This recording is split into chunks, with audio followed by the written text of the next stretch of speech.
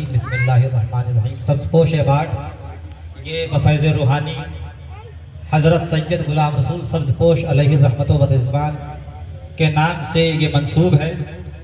بخدمت غرامی حضرت علامہ مفتی خالد ایوب مصباحی شیرانی صاحب قبلہ، ڈائریکٹر ادارہ قرآن و چیئرمین تحریک علماء جے پور راجستھان، بموقع محسن اعظم کانفرنس 14 ستمبر 2025 عیسوی بروز اتوار، حضرت مفتی محمد خالد ایوب مصباحی شیرانی صاحب قبلہ راجستھان کے ایک خطے شیران سے تعلق رکھنے والے ایک متحرک اور فعال عالم دین ہیں۔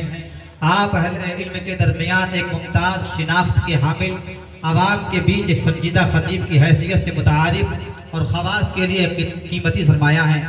آپ کی درجنوں تحریریں بشکل کتب و رسائل منظر عام پر آ چکی ہیں۔ اعلیٰ حضرت امام محمد رضا خان فاضل بریلوی علیہ الرحمہ کے کئی ایک اہم فتووں اور رسالوں کا ہندی ترجمہ کر آپ نے عوام کے لیے ان سے استفادہ کرنے کی راہ آسان کی ہے۔ آپ تحریک علماء جے پور کے چیئرمین ہیں۔ تحریک کے زیر اہتمام مختلف اسکولز، مکاتب اور ریسرچ انسٹیٹیوٹ چلائے جاتے ہیں، جن میں قوم کے سینکڑوں نونہال دینی و دنیاوی تعلیم و تربیت پا کر اپنی منزل کی تلاش میں لگے ہوئے ہیں۔ راجستھان اردو اکیڈمی کے رکن کی حیثیت سے بھی آپ ملک و ملت اور قوم کی خدمات انجام دے چکے ہیں۔ سوشل میڈیا کے مختلف پلیٹ فارمز، نیوز چینلز اور دیگر ذرائع سے بھی آپ فروغ دین و سنت میں لگے رہتے ہیں۔ علاوہ ازیں مختلف طریقوں سے خدمت خلق کا بھی عظیم بیڑا اٹھائے ہوئے ہیں۔ آپ کی انہی خدمات سے متاثر ہو کر القلم ایسوسی ایشن گورکھپور و سبز پوش ہاؤس مسجد جعفرہ بازار کی جانب سے ہم آپ کی خدمت میں سبز پوش ایوارڈ پیش کرتے ہوئے فرحت و انبساط محسوس کر رہے ہیں۔ ساتھ ہی رب ذوالجلال سے دعا کرتے ہیں کہ مولا کریم آپ کی خدمات کو شرف قبولیت عطا فرمائے اور مزید خدمات کے انجام دہی کے خاطر آپ کے بازوؤں میں خوب طاقت و قوت عطا فرمائے۔ آمین بجاہ سید المرسلین صلی اللہ علیہ وسلم۔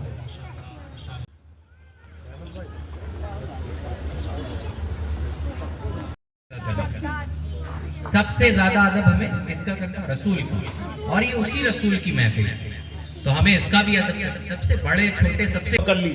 اللہ کا فرمان ہے، بڑھاپے کا مزاج ہی ہونا چاہیے تسبیح و تہلیل۔ امام الانبیاء پر نازل ہونے والی آخری سورتوں آیتوں میں سے ایک سورت اذا جاء نصر اللہ والفتح ہے، اس میں اللہ رب العزت نے میسیج دیا۔ حضور مدینہ پہنچ پذیر ہے، آج تک اس کی رفتار متاثر نہیں ہوئی۔ اکیلی ذات، پیغمبر اسلام کی ذات، آپ صلی اللہ علیہ وسلم نے مکہ کی وادیوں سے ایک کام شروع کیا۔ اکیلے تھے، 1 سے 2، 2 سے 4، 4 سے 10، ابو بکر صدیق آئے، حضرت سیدہ خدیجہ آئیں، مولا کائنات آئے، عثمان غنی آئے، بلال حبشی آئے، آہستہ آہستہ 2، 4، 10، 20 لوگ، لیکن بڑی محنتوں کے بعد یہ تعداد ہوئی 40۔ کتنی محنتیں؟ 13، جو 1500 سال سے جھونکا تو باقی ہے، نہ اس کے رفتار متاثر ہوئی ہے اور نہ متاثر ہونے والی ہے۔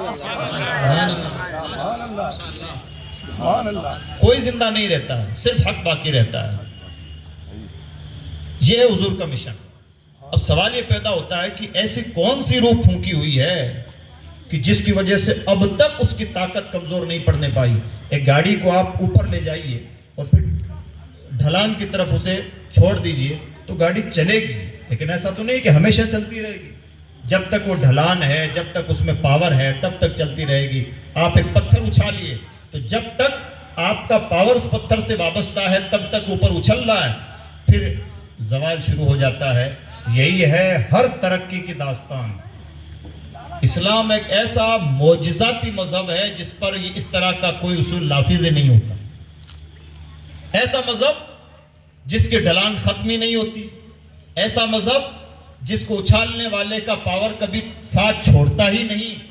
ہمیں کون سا موٹیویشن چاہیے؟ ہمیں کسی فرضی اسپیکر کی ضرورت نہیں ہوتی ہے۔ یہ بھی ایک ڈھکوسلے بازی اور یہ بھی بے وقوفی کے بڑے دھندوں میں سے ایک دھندا ہے۔ اس قدر پیغمبر اسلام کا کانفیڈنس، یہ استقامت، کوئی شکوہ نہیں، کوئی ہمت ہارنا نہیں، کوئی مایوسی نہیں، اور مشن کے ساتھ کوئی سمجھوتا بھی نہیں۔ لیول دیکھیں آپ، دو سچویشن ہوتی ہے، یا تو آدمی مشن کے ساتھ سمجھوتا کر لے اور یا ایک تھوڑا موڑا کام کرتا رہے تو بار بار ہمتیں، شکوے، رونا دھونا. ہماری تو زندگیاں ہی رونے دھونے میں گزر جاتی ہیں. کیا کریں، شہر کے لوگ نہیں مانتے، کیا کریں یہ نہیں ہوتا، ایسا ہے کہ مقتدی نہیں سنتے. امام کو عوام سے اور عوام کو امام سے شکایت ہے، خواص کو علماء سے، علماء کو عوام سے. مسلسل شکایتیں ایک دوسرے کو، ماں باپ کو اولاد، اولاد کو ماں باپ. ہماری تو زندگیاں ہی شکوے میں گزری جا رہی ہیں. اور امام الانبیاء کا کانفیڈنس ایسا ہے، کچھ بھی کر لو اپنے مشن کے ساتھ سمجھوتا ذرہ برابر گوارا نہیں. ان سے زیادہ موٹیویشن کسی شخصیت سے نہیں مل سکتا. یہ 13 سال کی مکہ کی داستان. اب وہاں سے تشریف لے گئے مدینہ منورہ. اچھا، اب عقل کیا کہتی ہے؟ بھی تم یہ چاہتے تھے کہ محمد کا کام تمام کر دو، چلو وہ تمہارا ناپاک ارادہ پورا نہ ہوا تو محمد نے خود ہی تمہارا راستہ صاف کر دیا ہے کہ وہ یہاں سے چلے گئے ہیں. اور کہاں چلے گئے؟ 400 کلومیٹر دور. تم اپنے ان اونٹوں سے سفر کر کے جاؤ گے تو تمہیں مہینے بھر کا سفر درپیش ہوگا. 400 کلومیٹر دور. اس وقت ٹرکیں اور ٹرینیں تو نہیں ہوا کرتی تھی نا، اونٹوں سے سفر ہوا کرتا تھا. ایک آدمی مکہ سے مدینہ جائے مہینوں لگیں. اتنی دور ایک شخص تم سے چلا گیا ہے، اب تو تمہیں اطمینان سے بیٹھ جانا چاہیے. لیکن دشمن بھی تو امام الانبیاء کے دشمن ہیں، سکون سے کیسے بیٹھ جائے؟ حضور وہاں تشریف لے گئے، مکہ کے لوگوں کو بے چینی. اور بے چینی کیسی؟ مدینہ کے آس پاس پہنچے اور مدینہ کے آس پاس کے قبیلوں کو بھڑکانا شروع کیا، تم محمد پر اٹیک کرو، ہم تمہارا سپورٹ کریں گے. یہ کیا مکہ والوں. جب یہ پانی سر سے اونچا ہوتا دیکھا، اب اللہ کی شان. اللہ امتحان تو لیتا ہے، حد سے زیادہ نہیں لیتا ہے. لا یکلف اللہ نفسا الا وسعها. امام الانبیاء کا جتنا امتحان، جو جتنا بڑا اس کا اتنا امتحان. وَإِذِ ابْتَلَىٰ إِبْرَاهِيمَ رَبُّهُ بِكَلِمَاتٍ فَأَتَمَّهُنَّ. اللہ نے ابراہیم کو چند چیزوں کے ذریعے سے آزمایا، ابراہیم 100% کامیاب ہوئے. یہ ہوتی ہے اللہ والوں کی شان. لینا دینا ہی نہیں، عقل کا کوئی استعمال نہیں ہوتا. بے خطر آتش نمرود میں کود پڑا عشق، عقل ہے محو تماشائے لبے بام. ابھی امتحان لیے جاتے ہیں، نوازا بھی ویسے ہی جاتا ہے. ابراہیم کا امتحان اللہ نے لیا، فَأَتَمَّهُنَّ. ابراہیم 100% امتحان میں کھرے اترے. قَالَ إِنِّي جَاعِلُكَ لِلنَّاسِ إِمَامًا. تو اللہ نے فرمایا ابراہیم میں تمہیں پوری کائنات کے لوگوں کی لیڈرشپ عطا فرماؤں گا. اور اللہ نے لیڈرشپ عطا فرمائی. ان ابراہیم کان امہ. ابراہیم ایک لیڈر شخصیت تھے. کس کے لیڈر؟ پوری کائنات. اللہ امتحان لیتا ہے تو نوازتا بھی ویسے ہی ہے. جس کا جتنا بڑا امتحان اس کی اتنی بڑی نوازش. امام الانبیاء کو سب سے زیادہ آزمایا گیا، سب سے زیادہ نوازا گیا. خود پیدا ہو جاتی. 9/11 کے بعد پروپیگنڈا کر کے بہت زیادہ بدنام کیا گیا. فلمیں بنائی گئیں، آئے دن میڈیا پہ ڈیبیٹس رہیں، کتابیں رہیں. مسلمان کا مطلب ہی گویا دہشت سے جوڑ دیا گیا، اسلام کا مطلب دہشت سے جوڑ دیا گیا. کیا کیا باتیں ہوئیں. اللہ نے عجب بنایا ہے مذہب اسلام کو. جب اتنا زیادہ بدنام کرنے کی کوشش ہوئی تو لوگ کہنے لگے اسلام کیا بلا ہے، کیوں اس کے لوگ اتنا ہاتھ دھو کے پیچھے پڑے ہیں. تو لوگوں نے اسلام کے بارے میں پڑھنا شروع کیا. تو دنیا نے بدنام کر کے لوگوں کو یہاں تک پہنچایا اور اسلام یہاں سے یہاں تک پہنچ گیا. کچھ یورپ کے کچھ ممالک میں پر ایئر جہاں 10,000 لوگ کلمہ پڑھتے تھے، 9/11 کے بعد کلمہ پڑھنے والوں کی تعداد 40,000 ہو گئی. اور آج جب ہمیں لگتا ہے کہ ہر طرف اسلام دشمنی ہے، اس زمانے میں بھی اسلاموفوبیا کے عہد میں بھی اسلام کی رفتار متاثر نہیں ہوئی ہے، بلکہ جب سے غزہ کا وار شروع ہوا اسلام قبول کرنے والوں کی تعداد اور بڑھ گئی. وجہ معلوم ہے؟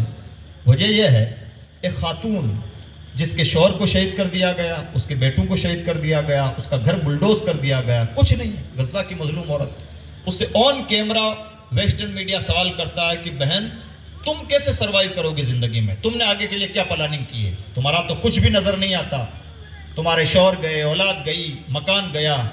اس عورت کا جواب ہوتا ہے حسبنا اللہ و نعم الوکیل نعم المولا و نعم النصیر. پوری دنیا تو بھکت نہیں ہے نا، سمجھدار دنیا سمجھتی ہے، چیزوں کو پرکھتی ہے اور پرکھ کر یہ دیکھتی ہے کہ کون سی ایسی طاقت ہے جو اس عورت جس کو بالکل ٹوٹ بکھر جانا چاہیے, رونے دھونے کے علاوہ اس کا کوئی کام ہی نہیں ہونا چاہیے, اس عورت کو کون ایسا موٹیویشن دے رہا ہے کہ وہ حسبنا اللہ پڑھ رہی ہے؟ ان بچوں کو, ان عورتوں کو, ان مظلومین کو دیکھ کر کے اسلام قبول کرنے والوں کی تعداد بڑی ہے. یہ ہے دین اسلام. الاسلام یعلو ولا یعلا. اسلام کا نیچر ہی ایسا ہے کہ سربلند رہتا ہے, پست ہونے کے لیے ہے ہی نہیں. اس کا سورج کبھی غروب ہوتا ہی نہیں. یہاں غروب ہوتا لگتا ہے تو وہاں طلوع ہو چکا ہوگا, اور وہاں غروب ہوتا ہوا احساس ہوتا ہوگا تو یہاں طلوع ہو چکا ہوگا. اسلام کی فطرت میں, قدرت میں لچک دی ہے. ہماری خوش قسمتی یہ ہوگی کہ اللہ کے رسول نے جس مذہب کے لیے اتنی قربانیاں دی, صحابہ نے دن کو دن, رات کو رات, اولاد کو اولاد, شہر کو شہر, کچھ نہ سمجھا. چھوٹی بات ہے, صحابہ نے مکہ چھوڑا اپنا, ایک صحابی کی بات ہے. چلیے حضور نے چھوڑ دیا تو صحابہ رہ جاتے اپنے شہر میں. یہی نہیں کہ مکہ چھوڑا ہے, ابو بکر مدینہ پہنچے ہیں, ابو بکر کے بیوی بچے مکہ میں موجود ہیں. یہ قربانیاں دی ہیں صحابہ کرام نے. بعد میں ہجرت کر کے لوگ پہنچے ہیں. اس بات کی فکر نہیں ہوتی تھی کہ بیوی بچوں کا پیچھے کیا ہوگا. ہم تو مرے جا رہے ہیں صبح سے شام تک, نہ کوئی حلال و حرام کی تمیز. بیوی بچوں کا پیٹ پالنا ہے, اب اس کے لیے جو کرنا پڑے سو کرنا پڑے. جب ابو بکر جیسا جذبہ ہوتا ہے, بیوی بچوں کا کیا ہوگا یہ بعد کی داستان ہے. امام الانبیاء کا اشارہ کیا ہے, وہ پہلا ہے. جب یہ قربانیاں دی گئی ہیں تب جا کے آج یہ سروں پہ ٹوپیاں, یہ امامیں, یہ لباس, یہ کلمات تسبیح نظر آ رہے ہیں. جناب بڑی قربانیاں دی گئی ہیں, مسلسل قربانیاں دی گئی ہیں, تب جا کے ہم تک پہنچا ہے. اب ہم کیا کر رہے ہیں, اب آخر میں کچھ اپنا ہوم ورک سن لیں. پیدا ہوئے, ماں باپ نے نام مسلمانوں جیسا رکھ لیا, اور ہم نے گویا کہ مسلمانی کا حق ادا کر دیا. یہ جو چند روایتوں کا نام ہم نے مسلمانی کر رکھا ہے, یہ اسلام نہیں. اسلام شہادت گاہ الفت میں قدم رکھنے کا نام ہے. سب سے زیادہ اسلام کا مطلب ہوتا ہے سرنڈر کر دینا, ہمارا کچھ نہیں. جو اللہ و رسول کی مرضی وہی ہماری مرضی. جو انہوں نے کہہ دیا, اور جس سے انہوں نے روک دیا روک دیا. ما آتاکم الرسول فخذوہ, کوئی عقل کا استعمال نہیں. جو رسول دے لے لیا, اور جس سے رسول نے روک دیا رک گئے. کوئی کیلکولیشن نہیں, کوئی ادھر ادھر نہیں, کوئی بٹ نہیں, کچھ نہیں. اقبال کے مطابق کیا ہے تو نے متاع غرور کا سودا, فریب سود و زیاں لا الہ الا اللہ. جب یہ ترازو لے کے بیٹھیں گے کہ یہاں فائدہ ہے یہاں نقصان, تو نقصان ہی میں ہوں گے. جب یہ ترازو لے کے بیٹھیں گے کہ صرف ان کی فرما برداری کرنا ہے تو فائدہ کا سودا.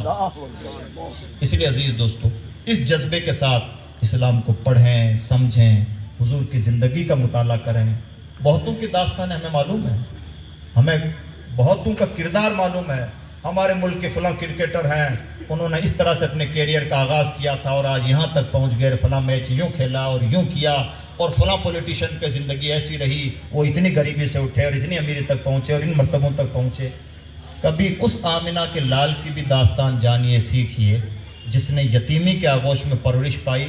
پیدا ہونے سے پہلے والد کا انتقال ہو گیا تھا, اور اس نے پوری کائنات میں اس طرح سے نظام تہو بالا کیا ہے کہ 800 کروڑ کی آبادی میں سے 200 کروڑ اس کے فداکار ہیں.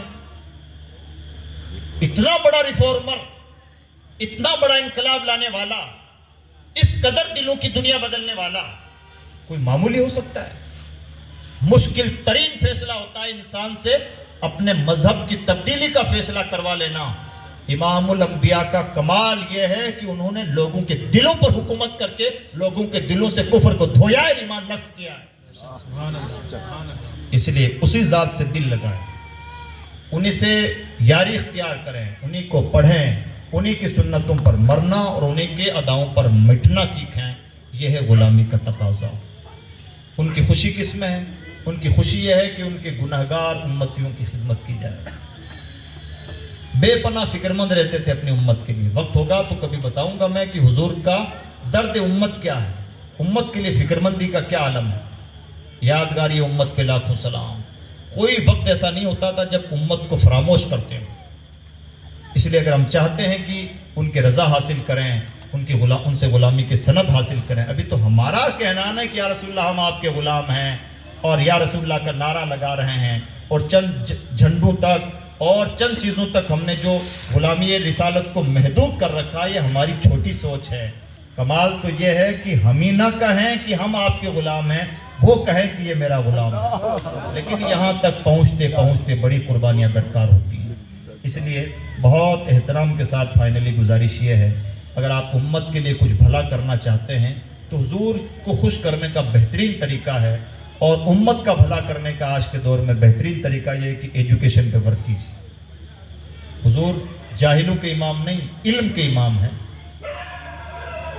اور امت کا بڑا پرابلم اس وقت جہالت ہے، لہٰذا ایجوکیشن پہ محنت کیجیے، اچھی کوالٹی کے مدرسے، اچھی کوالٹی کے اسکول، اور انہی دو چیزوں پہ زیادہ محنت کیجیے، اسکولنگ پہ اور مکاتب پر بہترین انداز سے محنت کیجیے تاکہ رزلٹ آئے اور امت مسلمہ کو بطور امت مسلمہ وقار حاصل۔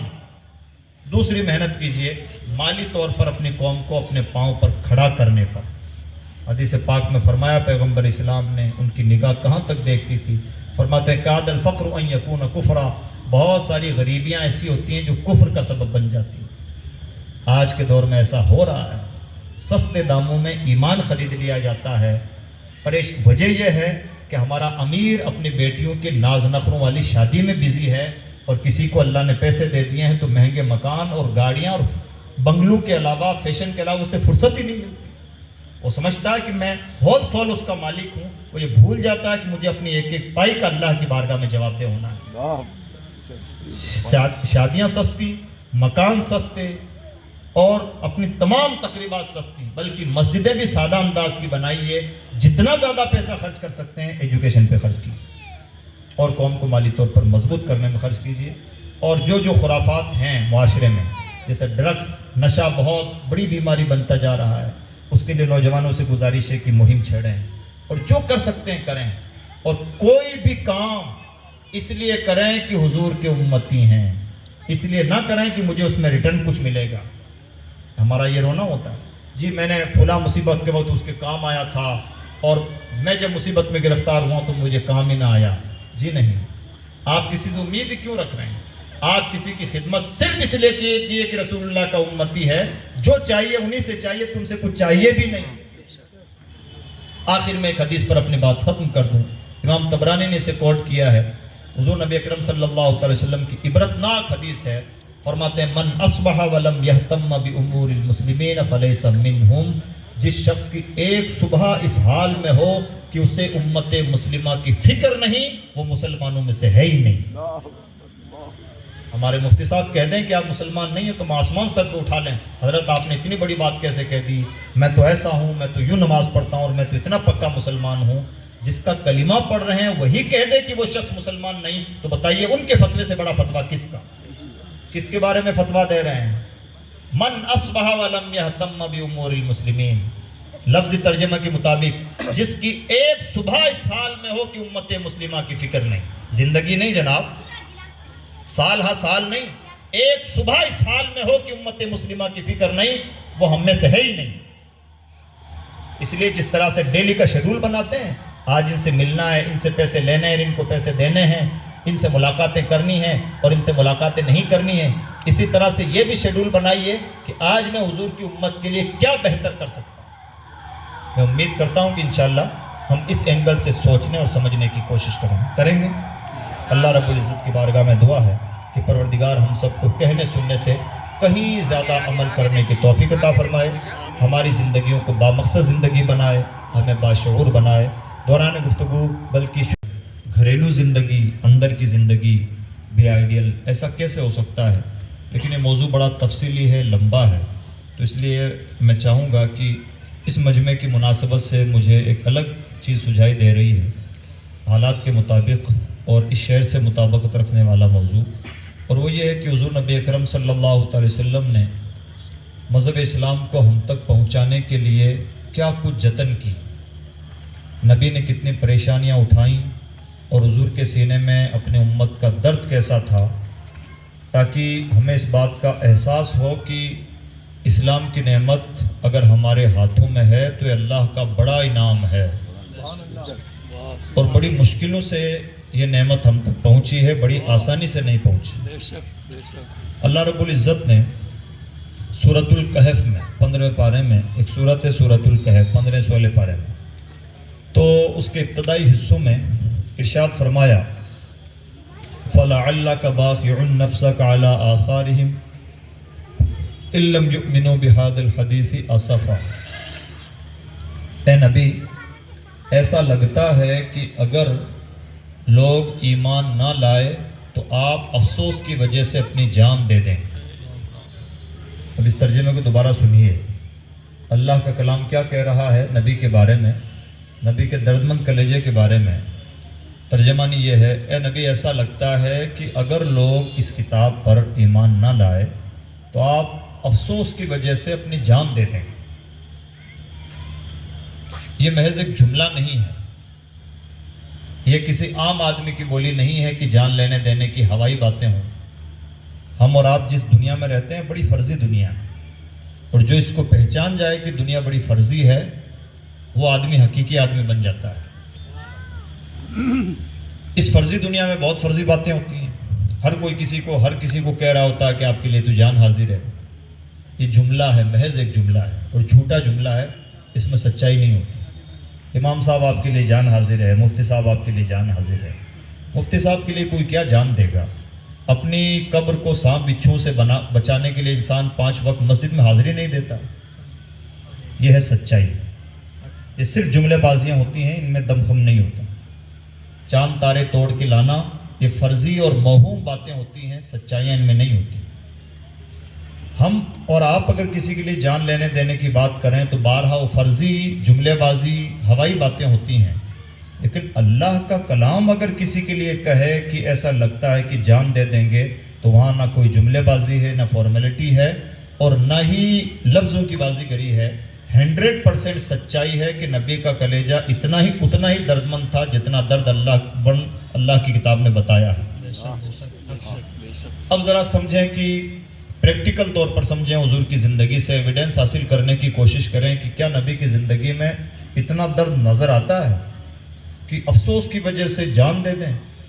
तो अज़ीज़ दोस्तों, जब हम हुजूर की ज़िंदगी में झांक के देखते हैं तो मैं एक बार नहीं बार बार बल्कि हुजूर की ज़िंदगी का आखिरी हिस्सा 23 साल ऐलान नबूवत के बाद के जो 23 साल हैं वो 23 साल इसी उधेड़ बुन में गुजरे हैं।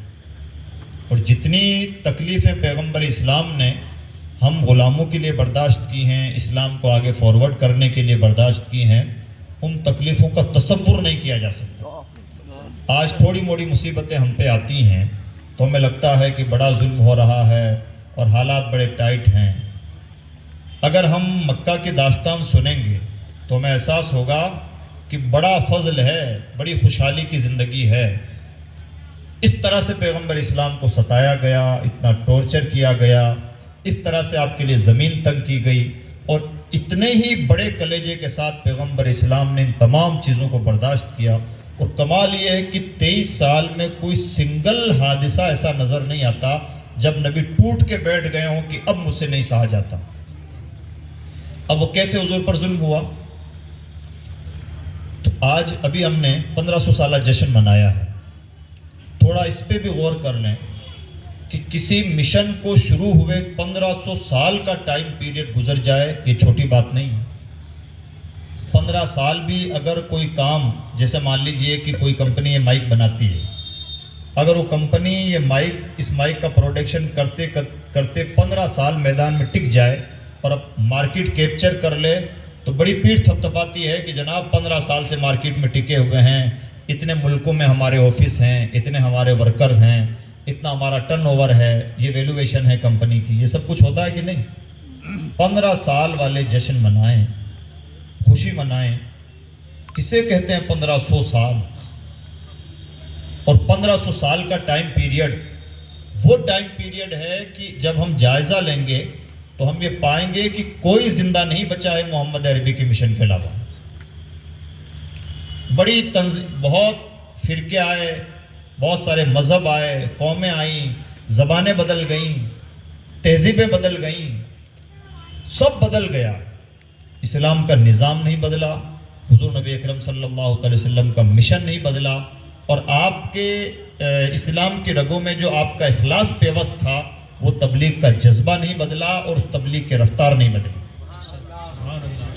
ایک کمپنی تھی ایسٹ انڈیا کمپنی, سن 1600 میں انڈیا میں آئی اور اگلے کچھ سالوں میں ماحول بنا کر کے 200 سال تک حکومت کرتی رہی. آئی تھی کمپنی لونگ الائچی خریدنے کے لیے, اور جب دیکھا کہ یہاں کے لوگ بڑے بیوقوف ہیں, بیوقوف ہی لفظ بولا جائے گا, بیوقوف ہیں, تو 200 سال تک حکومت کر کے چلی گئی. کتنا اچھا مذاق ہے, کوئی کمپنی لونگ الائچی خریدنے کے لیے آئے اور حکومت کر کے چلی جائے. یہ ہے ہمارا نیچر, یہ ہے ہماری سادہ لوہی. آج بھی اگر کوئی کسی کا بھکت ہے تو کرسی والے کا کمال نہیں ہے کہ اس کی بھکتی ہو رہی ہے, ہماری ہی مٹی کا نتیجہ ہے کہ مٹی ہی کچھ ایسی واقع ہوئی ہے کہ بڑی جلدی متاثر ہو جاتی ہے, بک جاتی ہے, غلام بن جاتی ہے. 200 سال تک یہ کمپنی حکومت کر گئی اسی ملک میں. آج اس کا نہ کوئی آفس, نہ کوئی ورکر, نہ کوئی نام و نشان. 200 سال تک اقتدار میں رہنا کسے کہتے ہیں اور نام و نشان مٹ جانا کسے کہتے ہیں؟ ایک کمپنی کی داستان نہیں, کتنی کمپنیاں آئیں گئیں, کتنی قومیں بدلیں, کتنی رتیں بدلیں, کتنے موسم بدلے, کتنی زبانیں تبدیل ہوئیں, بادشاہتیں بدل گئیں. جلال الدین اکبر بادشاہ نے بڑے تنتنے کے ساتھ ایک نیا مذہب بنایا تھا, دین الہی. آج اسی کے ملک میں اس کے مذہب کا ماننے والا کوئی سنگل فالوور نہیں. اور ایسا نہیں کہ آج نہیں, پوتے اورنگزیب عالمگیر آتے آتے نوبت آ گئی تھی کہ دادا نے جو مذہب بنایا تھا وہ پوتے تک بھی ٹھیک سے نہیں پہنچا. یہ فقیروں کا کام ہوتا ہے. حضرت مجدد الفسانی اور آپ کے لوگوں نے دین الہی کا ایسا قلعہ کما کیا کہ بادشاہ نے بادشاہت کے دروازے کھول کے جو کام کیا تھا, فقیر نے خط لکھ لکھ کے اس نئے مذہب کی مخالفت کی, بادشاہ ہار گیا, فقیر جیت گیا. یہ ہوتی ہے اللہ والوں کی شان. ہمیں کئی بار ان کا احساس نہیں ہوتا. یہ سیدھی سادھی قبروں میں لیٹے ہوئے لوگ کتنے پاورفل ہوتے ہیں. اللہ کی بارگاہ میں ان کا مقام و مرتبہ کیا ہوتا ہے. جس دن ہمیں چیز سمجھ میں آ جائے تو ہماری بھی کایا پلٹ ہو جائے. یہ ہوتا ہے لوگوں کا مزاج. تو بتانا یہ ہے کہ جلال الدین اکبر نے, بادشاہ نے شاہی دروازے کھول کر کے جو مذہب بنایا پھیلایا, اس کا فالوور نہیں. اور 200 سال تک حکومت کرنے والی کمپنی کا نام و نشان نہیں. یہ صرف 2 واقعات نہیں, کتنی ہی قومیں آئیں, کتنی تہذیبیں آئیں, کتنی زبانیں بدلیں, بادشاہتیں بدلیں. کوئی زندہ نہیں رہتا ہے جناب. سب 150 سال کے لیے آتے ہیں, اچھل کود کرتے ہیں, مر جاتے ہیں. انسان بڑا کم ظرف ہے جو اسے لگتا ہے کہ کوئی 200 سال تک حکومت کرنی ہے, سازشیں کرتا ہے, حسد جلن کینہ میں مرا جاتا ہے, جادو ٹونے تک کی نوبتیں آ جاتی ہیں. ایسا لگتا ہے کہ سب کچھ دنیا ہی ہے. وہ بھول جاتا ہے